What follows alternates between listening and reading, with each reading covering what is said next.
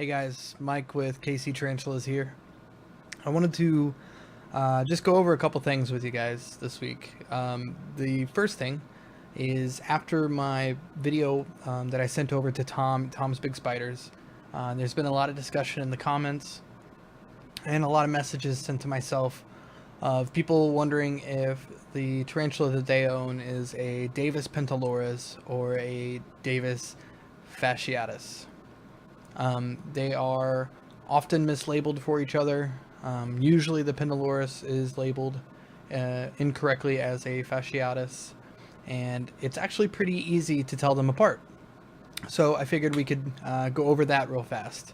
I'm going to show you guys here the Davis pentaurus. As you can see, has a like copper colored carapace there that's pretty bright and pretty awesome looking in my opinion, and also has the tiger stripe pattern on the abdomen. If the tarantula that you have has a copper colored carapace, it's a pentaurus. Congratulations. Now then, the fasciatus looks completely different, and it's pretty easy to determine whether you have it or a pentaurus. As you can see, on this one, the carapace is completely black. There are some orange hairs surrounding it, but for the most part, the carapace is completely dark. It also has the same tiger stripes on the abdomen, but it should be pretty easy to determine whether you have one or the other. This one isn't really in the hobby very much, but a lot of people label pentaurus as fasciatus, and it's pretty common. So, you know, not to call anybody out that's done it, you know, or anything like that, but I just wanted to make a definite video showing you guys the differences between the two, so you can tell them apart, and hopefully we can kind of solve this misinformation problem together going forward.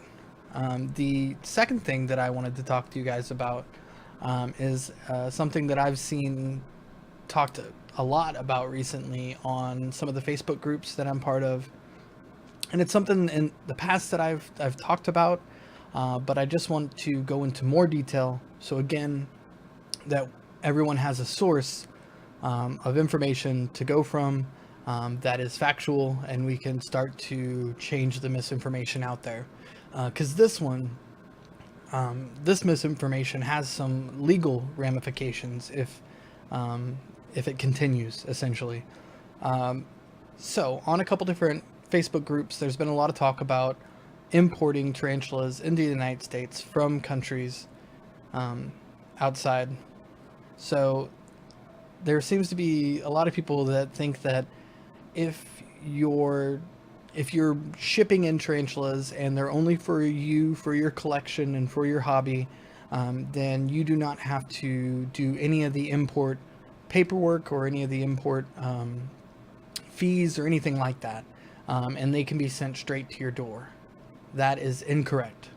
If someone outside of the country, whether it be a website or a seller that is in like a classifieds, if they are willing to send tarantulas straight to your door, they are brown boxing them. And brown boxing, as I've gone over in the past, is sending you something, stating that it's something else, and sending it straight to your door to get around customs and to get around the Fish and Wildlife Service.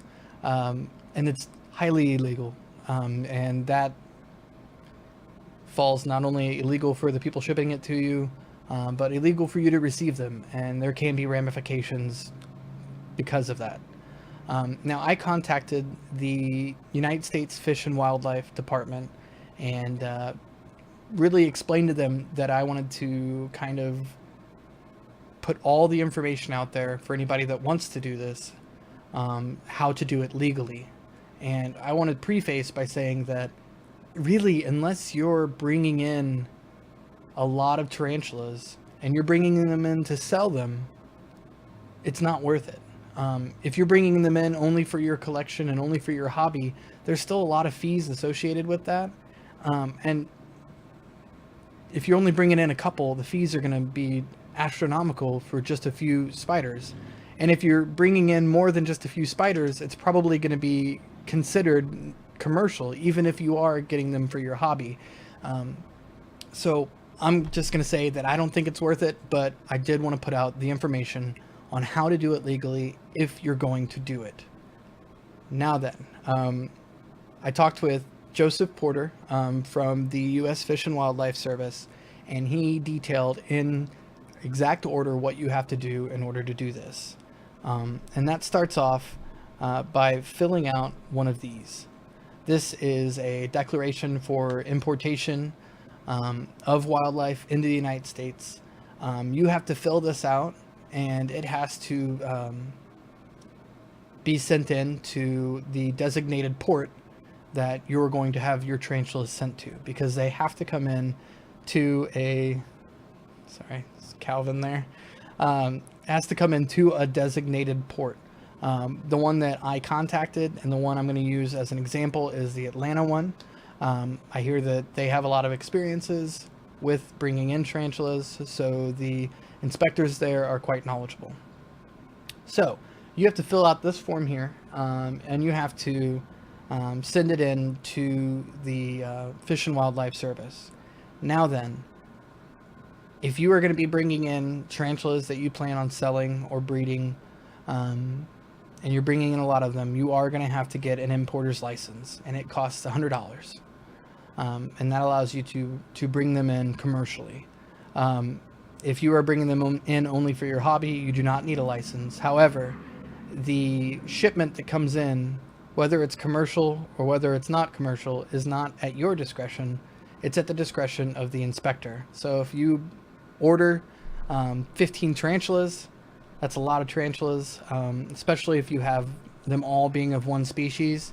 The inspector is probably going to look at that and is probably going to go, okay, this looks commercial. And then you're going to be held responsible for the commercial fees, and you're going to need to then have a license. If you don't, then you can be hit with more fees for trying to bring them in commercially without a license. Hope you guys are seeing why this isn't recommended to do for anybody that's just wanting a couple.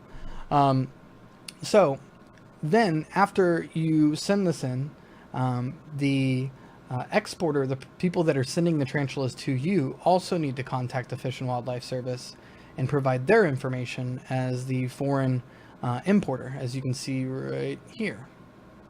So if you're buying it from somebody that doesn't do this, but just sends it anyway, guess what? Again, you're held responsible, and you're going to be paying the fees, not them.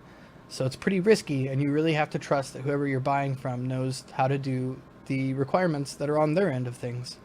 So after you send in this declaration of importation, and everything gets cleared, and you are going to be purchasing the tarantulas, and they're going to be sent in. Before that, click to this next thing here. You have to send them in this thing here.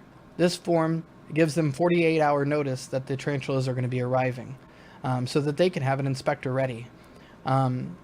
So depending on when they show up, it could be outside of their business hours, and if it is, you then have to pay, on top of regular inspector fees, you're going to be paying overtime fees for those inspectors because it's outside of their hours. This can rack up and be expensive very quickly. So after you do that, the next thing that you have to fill out, whoop, that's not it. Let's see here. So after that, you have to fill out this here, which is an Importation Declaration, which you can find in this information here at the website. There's a lot to this, and it's not worth it, I'm telling you guys, but I just want to go over everything. So say that you got all of your information. Next thing you're gonna have to do is make sure that you have your fees paid, because there's fees associated with them inspecting and making sure everything is okay in your package. The fee that you really want to look at on this here would be the fee for the live, non-protected, non-commercial cargo shipment, which is $93. And that's if it's not within any overtime or holiday hours that's just going to be your flat fee for that. However, if you're bringing them in commercially and you have to pay your license, you also then have to pay another fee on top of that for them to go through it, which, as you see here, is $186. That is all considering that this one of the species that you're bringing in isn't CITES protected, CITES. They handle a bunch of species that are kind of heavily restricted in terms of importation and exportation. Ones I can think of off the top of my head would be the Brachypelma species from Mexico. Those are heavily regulated, and you have to have a license specifically to import them called a CITES license. And other than getting that license, which costs another fee, you would then have to pay a higher rate for the inspectors to go through those. So those would be protected species, which, as you see, non-commercial protected species is $186. Commercial is also $279 if you're bringing in any of those species.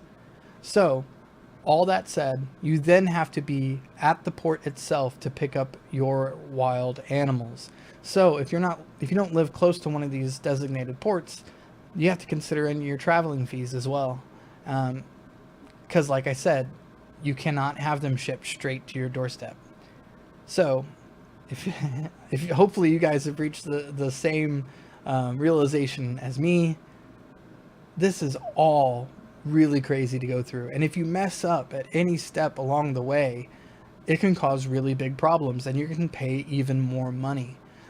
Some people like to go through broker services, which handle all this for you, but then you have to pay them as well to do this, and it's not financially viable unless you're bringing them in to sell, and unless you're bringing in probably $10,000 to $15,000 worth of tarantulas to sell. So I can't see any hobbyist or collector doing this it really at all, but definitely not on any regular interval. And so this really, what this tells me is that it's best to buy your tarantulas from known breeders within the hobby, within the United States. And they pay all these fees when they bring in stuff. So we need to support them by buying from them so that they can pay to bring in stuff that we're excited to have. I know that Arachnodin is one of the websites that I buy from a lot. They get in some crazy stuff all the time, but they're paying these exorbitant fees to make sure that these are available for us. So we really need to support them, buy from them, and not try to buy from outside of the United States and get around all this. But like I said, that is how to do it. If you guys have any more questions, leave them in the comments below. I'll answer what I know, but also you might want to contact the Fish and Wildlife Service yourself. And you also would want to contact customs and any ports that you would think about doing any of this. You have to get it right or you're going to pay. And you have to go through this way or you're doing it illegal and you can be fined or look at jail time. I mean, it's really, really serious stuff. So, yep, I just want to provide this information. I'm going to be doing a update video for my entire collection, going over everything. So if you just look forward to that in the next couple days. I kind of just want to tell you how everybody's doing. Yeah. Thanks again to all the new subscribers that came over from Tom's. I had a lot of fun doing that. I want to do more of those kind of things in the future. More characters, more skits. I think it's fun. It's something I really enjoy doing. And I'm definitely going to be looking to get a Formictivus species here soon, so I'll keep you guys updated on that. But yeah, look for that update video in the next couple days. But yeah, guys, don't ship in tarantulas. It's not worth it. But thanks for watching, and I hope this information has been helpful. Leave a comment if you have any questions, and I'll see you guys next week.